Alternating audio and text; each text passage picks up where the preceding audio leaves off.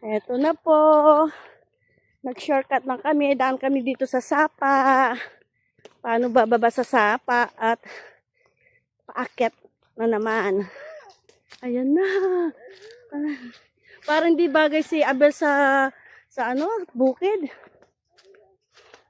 Yan na experience nga natin yung yan. Oh. Nagpasan na lang yung tae ng kalabaw. Ayan po, pababa na kami sa may Sapa. Wala kaya linta dyan? Si Budi, matawa ka sa kanya. Takot na takot.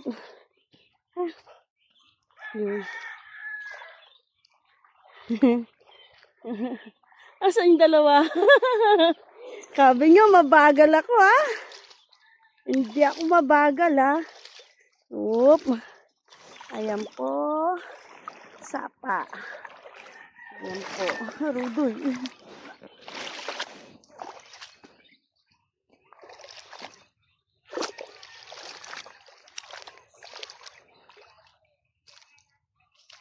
At pakyat na naman po kami.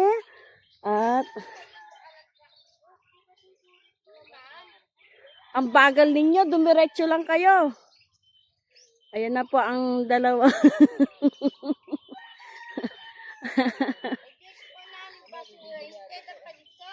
Ay. Sino magwawalis dyan? Ayun na. O sige. May kalabaw. Oo. O dali, balik ka doon. Kung wari susunduin mo. May pakungwari pa para matouch naman si Budi. Aduh. Wow naman. May linta.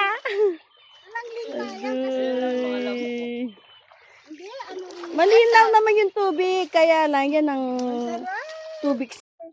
At ito po, after 40 years nga naman, ako siguro mga 50 years bago ako nakabalik dito. Ay, may kalabaw. Ay, nalaglag si Toyo. Ay, kalabaw.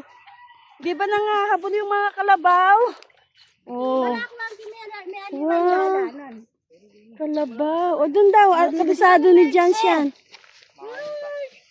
May bus-bus yung plastic. O, sige na. Wala yan. Pag natapon di bili tayo. Rich tayo Bili tayo ng sanduse ng toyo. Okay, go. Wala lang muna yan. Hindi yan tatalab siya. Yan po ang probinsya namin dito sa Pampanga. Ako talaga, ang dala ko lang to. Electric pan.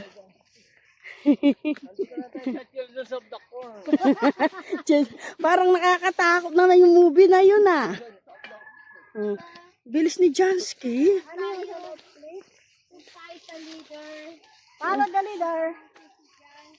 Ayan po. Tingin-tingin lang kayo sa dadaanan. Baka may mga...